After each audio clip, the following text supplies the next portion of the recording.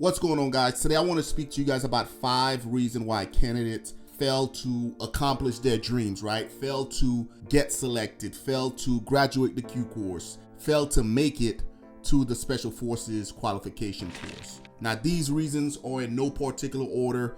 I just wanted to share them with you guys because I've been there, not only as a student, but also as a instructor. So I've seen these events unfold from several different perspectives. With all that said, guys, if this is your first time watching me, my name is Jay. I'm a retired U.S. Army Green Beret. I spent 5 years in Big Army, went to selection, and I spent the remainder of my career, 15 years in Special Forces, over a 3rd Special Forces group. With all that said, guys, I would have to say, if I had to choose the #1 reason why candidates fail throughout their Special Forces journey is physical fitness. Now, I know what you're thinking. That can't be right. If you're trying out for an elite unit, there's no way these guys aren't going to be in shape, top 1% of the 1%. There's no way these guys aren't eating iron in the gym all the time, running, rucking, swimming, all that jazz. There's a way. Guys don't do it. I've seen it develop on several different levels.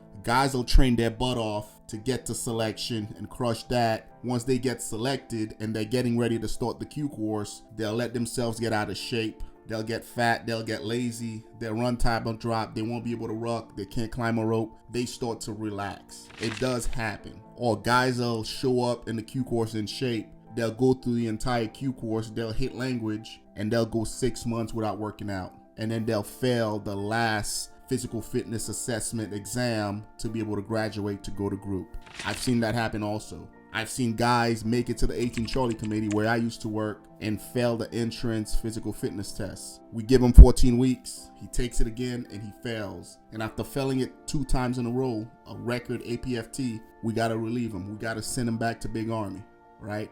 So, in knowing this, guys, as you travel down the path to becoming a Green Beret, you have to keep physical fitness uppermost in your mind, and at every turn, do whatever you need to do to make sure you stay in shape. It should become a lifestyle. All right, moving on to #2. As far as things that I've seen that has derailed a candidate's ability to get to one of the operational group is going to be injuries and medical issues. So now when it comes to this one, guys, Murphy has something to play with it, right? Because you can't always control when you get injured or if you get injured. All you can do is what I like to call preventative maintenance, meaning if you're getting ready to go on a strenuous ruck march or a run, you can always prep your knees and prep your feet, moleskin and all that good jazz, right? But you can't anticipate, especially if you're doing work at night, you don't know where the potholes are, right? You don't know if you're gonna step into a hole and break your femur and all that jazz. Like, I've seen guys at selection that were crushing it, right? En route to getting selected, and then they go out to the LENAV course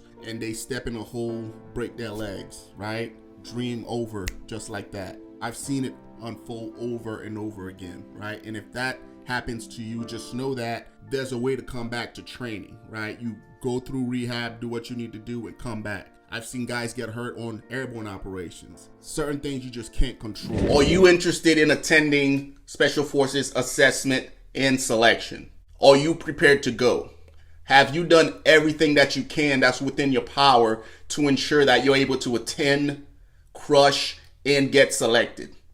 If there's any hint of hesitation there, guys, more than likely the answer is no. With that in mind, I want to give you another tool that you can gravitate towards that's going to help you get that much more prepared.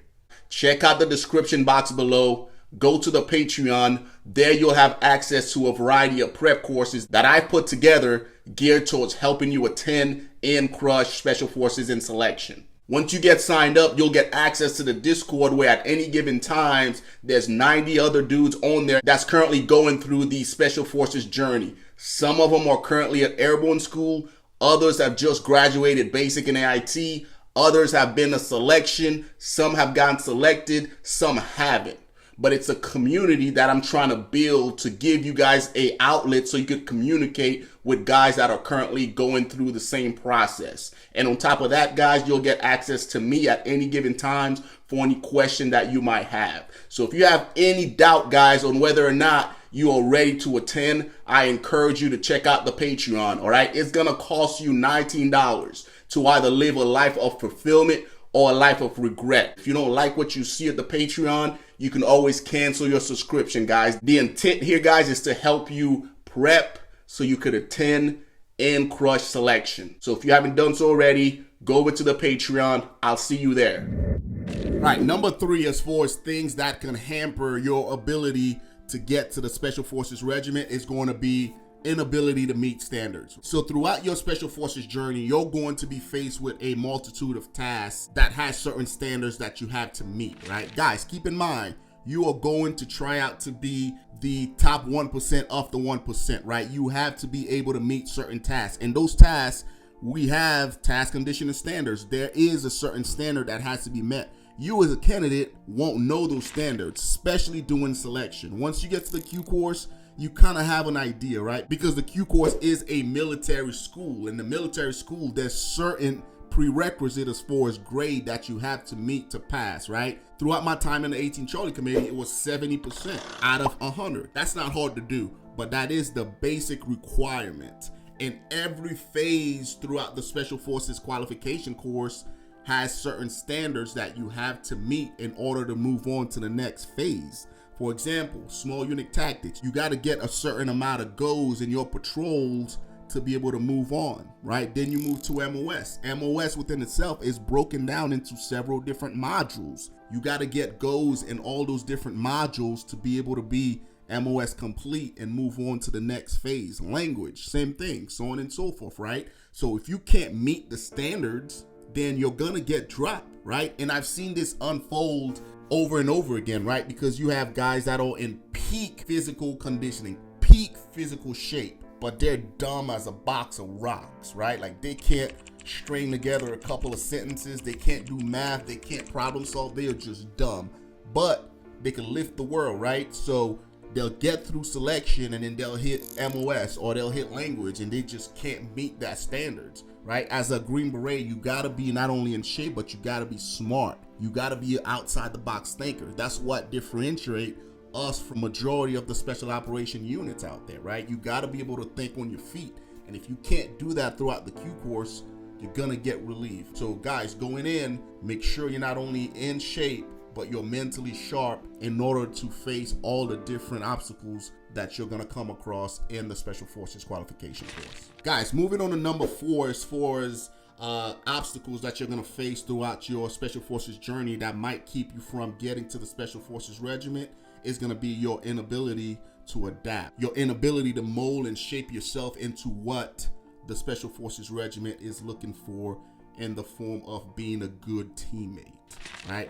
Certain guys just can't play well with others. It is what it is, guys. They just don't know how to do it. And if you're that guy, you're not gonna make it far, because you figure when you get to the Special Forces ODA, it's 12 dudes that are close-knit. Like, we eat, shit, and sleep together at times, right? And if you're that guy that's always pissing people off, that's always getting under people's skin, I guarantee you, you won't make it past the qualification course, all right? Shit, I'll be surprised if you make it past selection, because we have certain methods and certain things in place that's gonna weed you out. So if you have that problem now going in, make sure it's something that you're working on. I remember I was an instructor over at the 18 Charlie course, and we had just graduated a class. We sent the students back to student company where other cadres took control of them and they put them on leave, right? It was a 4-day pass of some sort. So they went off, partied, and they came back that Monday and they took a urinalysis. They took a piss test, right? And several of the students came back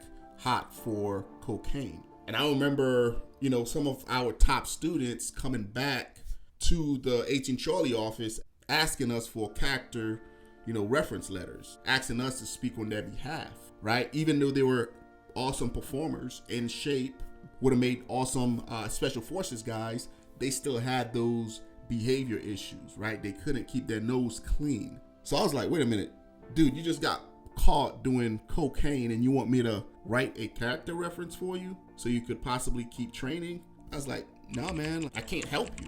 Like, if it was something minor, maybe you got into an argument, you got into a fight, yeah, I might be able to swing that one, but dude, cocaine, like, can't do it. Guys, I hope this segment was helpful. If you could think of anything else that can possibly hamper an individual's succeeding throughout the Special Forces process, selection, the Q course, the whole 9, Please share it in the comment section below, guys. Until next time, take care of yourselves.